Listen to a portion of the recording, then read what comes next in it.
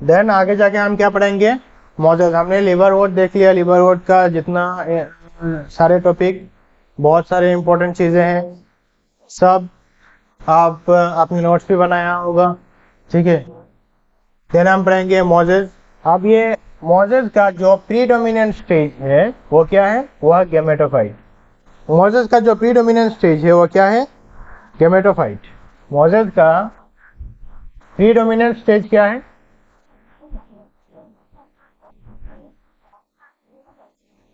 Predominant stage क्या है, gametophyte.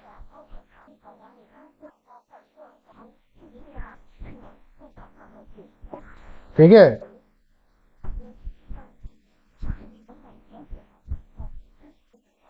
Gametophyte, predominant stage is the gametophyte. अब ये जो गैमेटोफाइट है, ये इसका दो स्टेज है। क्या है, दो stage. One is protonema and leafy stage. Protonema, ये जो गैमेटोफाइट है, यहाँ पर लिखता हूं, ये जो गैमेटोफाइट है इसका दो स्टेज है। क्या, दो स्टेज, टू स्टेज। एक है प्रोटोनिमा,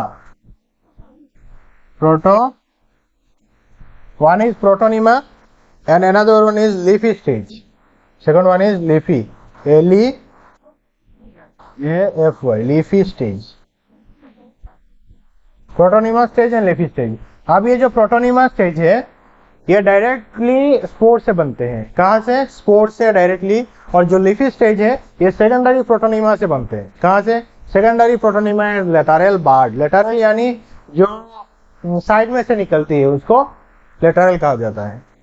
प्रोटोनिमा कहाँ से बनती है, प्रोटोनिमा डेवलप डायरेक्टली फ्रॉम, कहाँ से, स्पोर से। कहाँ से, directly from spore. Protonema directly from spore से बनते हैं। एंड जो लीफी स्टेज है इसका, वो कहाँ से बनता है, leafy stage. Leafy stage develop from secondary protonema as lateral budding.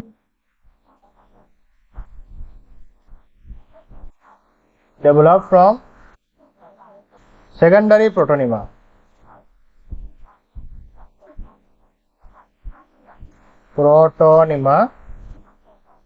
as secondary as lateral budding,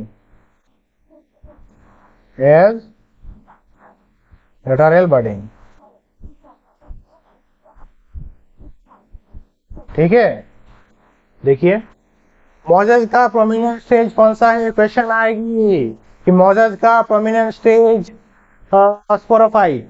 आप बताइए रॉन्ग या राइट, क्या रॉन्ग, क्यों, क्योंकि मोजेस का जो प्रोमिनेंट स्टेज है वो क्या है, गैमेटोफाइट। अब ये जो गैमेटोफाइट है इसका दो स्टेज होता है, एक है प्रोटोनिमा स्टेज एंड एक है लीफी स्टेज। प्रोटोनिमा स्टेज जो है वो डायरेक्टली स्पोर से बनते हैं एंड जो लीफी स्टेज है वो सेकेंडरी प्रोटोनिमा से बनते हैं। कहाँ से, सेकेंडरी प्रोटोनिमा से एज लेटरल बडिंग। कहाँ से बनते हैं, सेकेंडरी प्रोटोनिमा से एज लेटरल बडिंग। अब ये जो प्रोटोनिमा है ये क्या होता है, ग्रिपिंग ग्रीन ब्रांच फिलामेंटस। क्या, gripping green branch filamentous. Protonema, ये जो प्रोटोनिमा है, प्रोटोनिमा स्टेज, ये क्या होता है, ये ग्रिपिंग होता है, पकड़ के रखता है। क्या, ग्रिपिंग। ये ग्रीन होता है, क्या होता है, ग्रीन। ये क्या होता है, ग्रिपिंग ग्रीन ब्रांच फिलामेंटस। क्या, ब्रांच होता है एंड फिलामेंटस होता है। ठीक है। ये जो प्रोटोनिमा स्टेज है ये क्या होता है, ग्रिपिंग ग्रीन ब्रांच। अब ब्रांच तो पता ही है आपको, ब्रांच यानी ब्रांच रहता है, ठीक है, मेन से अलग अलग ब्रांच फॉर्मेशन होती है। एंड फिलामेंटस रहते हैं, फिलामेंट जैसा। ठीक है, प्रोटोनिमा स्टेज जो है वो।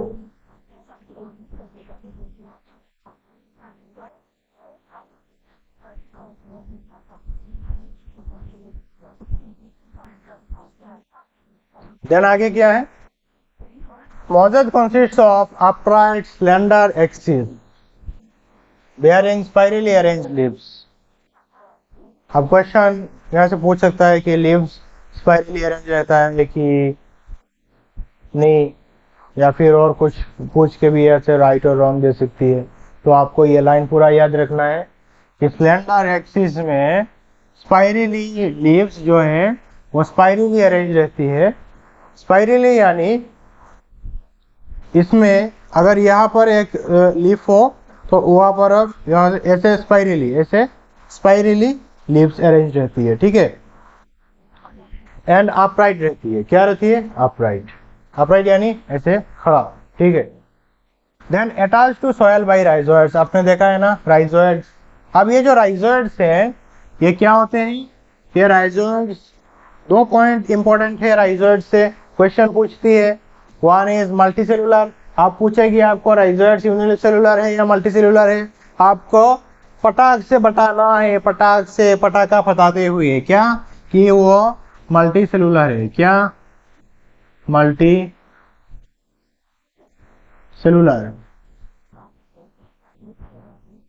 देन ब्रांच रहती है, क्या? ब्रांच। राइजोइड मल्टीसेलुलर होते हैं एंड ब्रांच होते हैं, क्या? ब्रांच, ठीक है। आपको पूछेगी राइट और राइजोइड्स अनब्रांच रहते हैं, आपको बोलना है राइट और रॉन्ग, या फिर राइजोइड्स ब्रांच रहते हैं या फिर अनब्रांच रहते हैं, ठीक है। राइजोइड्स मल्टीसेलुलर होते हैं एंड ब्रांच होते हैं, ठीक है। Then gametophyte contain sex organ, जो गेमेटोफाइट होता है उसमें सेक्स ऑर्गन रहता है। दो स्टेज रहता है। हैप्लोडिप्लॉन्टिक लाइफ साइकिल दिखाते हैं ब्रायोफाइट्स। ये क्या है? ब्रायोफाइट्स पढ़ रहे हैं ना हम लोग। ब्रायोफाइट्स में क्या? मोजेज। अब कैसे लाइफ शो करता है? हैप्लोडिप्लॉन्टिक, एक हैप्लॉइड स्टेज रहता है लाइफ साइकिल के अंदर, एक हैप्लॉइड स्टेज जो क्या कहा जाता है इसको? गेमेटोफाइट। एंड एक डिप्लॉइड स्टेज, इसको क्या कहा जाता है? स्पोरोफाइट। क्या? स्पोरोफाइट। और ये जो स्पोरोफाइट है उसमें सेक्स ऑर्गन नहीं रहता है, किसमें रहता है? गेमेटोफाइट में। कहां पर रहता है सेक्स ऑर्गन? गेमेटोफाइट में। तो आपको क्वेश्चन ऐसे पूछ सकती है कि in mosses sex organ is present in sporophyte. आपको आइडेंटिफाई करना है राइट या रॉन्ग, ठीक है। इसलिए हर एक पॉइंट को, हर एक चीज को उतना ही इंपॉर्टेंट से पढ़ना है। और वो तो कॉन्फिडेंट रखिए कि हमें पता है क्वेश्चन कहाँ से होती है। अगर 360 ना भी आए, 340 तो हमारे जितना हम पढ़ा रहे हैं वहां से आएगा ही, ठीक है। और अगर आप पढ़ेंगे हम जैसे पढ़ा रहे हैं वैसे, आप हर एक लेक्चर को पूरा एज इट इज नोट्स बनाएंगे और बार बार पढ़ेंगे, और एक लेक्चर पूरा पढ़ने के बाद, पूरा सीखने के बाद नेक्स्ट लेक्चर देखेंगे, तब तो आपको कोई नहीं देख सकता। देन हम पढ़ेंगे रिप्रोडक्शन कैसे होते हैं मोजेज में। वेजिटेटिव रिप्रोडक्शन होते हैं, सेक्सुअल रिप्रोडक्शन होते हैं। Vegetative fragmentation and budding in secondary protonema. जो प्रोटोनिमा स्टेज है वो प्रोटोनिमा में क्या होता है?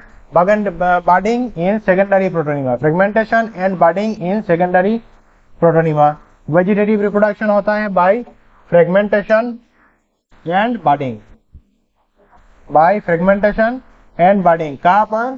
सेकेंडरी प्रोटोनिमा में। कहाँ पर? सेकेंडरी प्रोटोनिमा में। देन सेक्सुअल रिप्रोडक्शन होते हैं sex organ antheridia. Sex organ कहाँ पर रहते हैं? गेमेटोफाइट में। और क्या नाम है? Antheridia and archegonia. Antheridia and archegonia are produced at the apex of leafy shoot. Leafy shoot की एपेक्स में होते हैं। लीफी शूट की एपेक्स में होते हैं क्या? Antheridia and archegonia. Antheridia and archegonia. ये जो एंथ्रीडिया है ये क्या है? Male sex organ. क्या? मेल सेक्स ऑर्गन एंड ये जो आर्किगोनिया है ये क्या है? Female sex organ. क्या है? Female sex organ. After fertilisation the zygote develops into sporophyte. Fertilisation के बाद जाइगोट क्या बनते हैं? Zygote develops into sporophyte. After fertilisation zygote develops into sporophyte. After fertilisation the zygote develops into sporophyte. Fertilisation के बाद zygote क्या formation करता है? स्पोरोफाइट। और ये जो स्पोरोफाइट है इसका 3 पार्ट होते हैं मेनली। क्या 3 part? Fourth, seta and capsule. क्या? Foot, seta and what? Capsule. क्या? Foot, seta and capsule. ये जो स्पोरोफाइट होता है आफ्टर फर्टिलाइजेशन के बाद जो स्पोरोफाइट फॉर्मेशन होता है, जो जाइगोट डेवलप्स होता है स्पोरोफाइट में, स्पोरोफाइट का 3 पार्ट होता है। क्या क्या? स्पोरोफाइट का फोर्थ, सीटा एंड कैप्सूल। क्या? Foot, seta and capsule. Sporophyte in mosses is more elaborate than liverwort. ठीक है, स्पोरोफाइट जो होता है, स्पोरोफाइट वो इन मोजेस में जो स्पोरोफाइट रहता है वो लिवरवort की स्पोरोफाइट से ज्यादा इलाबोरेट रहते हैं, ज्यादा एडवांस या फिर डेवलप रहते हैं। तो आपको क्या कर देगा, यहाँ से क्वेश्चन जब बनाएगी तो क्या रिवाइज कर देगी कि स्पोरोफाइट लिवर में जो स्पोरोफाइट रहते हैं वो मोर इलाबोरेट रहते हैं देन मोजेस। ये सारे पॉइंट्स में आपको बार बार रिवाइज करना है, बार बार पढ़ना है, इसलिए क्योंकि ये सारे बहुत ज्यादा कंफ्यूजिंग होते हैं। ठीक है, आप भूल जाएंगे बार बार। Then mosses have an elaborate mechanism of spore dispersal.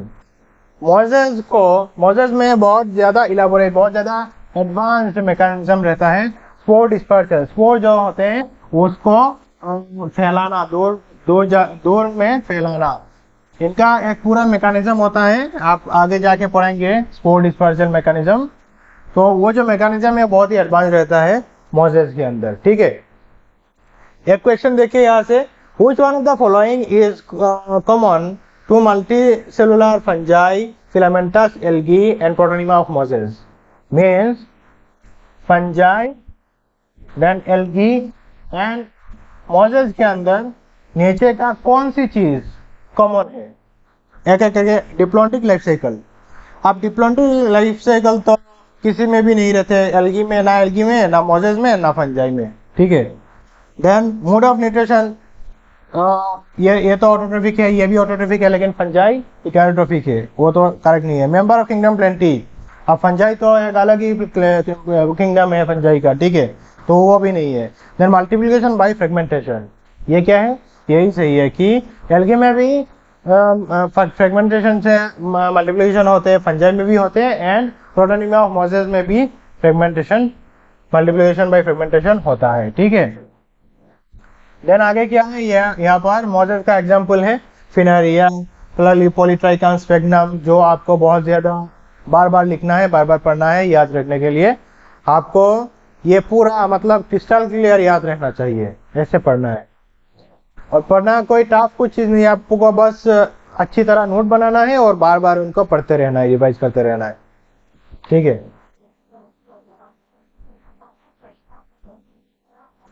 ये है आपका डायग्राम जो आपकी एनसीईआरटी बुक में दिया हुआ है। ये क्या है? ये है फिनारिया। क्या है ये? फिनारिया। फिनारिया जो एक मोज है वो क्या है? फिनारिया, जो इसका एक गेमेटोफाइट है, स्पोरोफाइट। क्या? गेमेटोफाइट। ये ऊपर वाला क्या है? ये है स्पोरोफाइट और ये है गेमेटोफाइट। और ये स्पोरोफाइट क्या है? ये डिपेंडेंट है गेमेटोफाइट के ऊपर फॉर न्यूट्रिशन। क्या? और आपको ये तो इजीली पता चल रहा है कि अगर ये नहीं रहेगा, ये न्यूट्रिशन नहीं प्रोवाइड करेगा तो स्पोरोफाइट कैसे खाएगी। ठीक है, और ये देखिए कैप्सूल, सीटा एंड लीव्स। ठीक है, कैप्सूल, सीटा एंड लीव्स, ये है मेन एक्सिस, ये है राइजोइड्स। और ये क्या है? ये है स्फेग्नम। ये क्या है? स्फेग्नम। आपको डायग्राम बार बार देखना है और बेटर है कि अगर आप ड्रॉ करें तो ज्यादा याद रहेगा।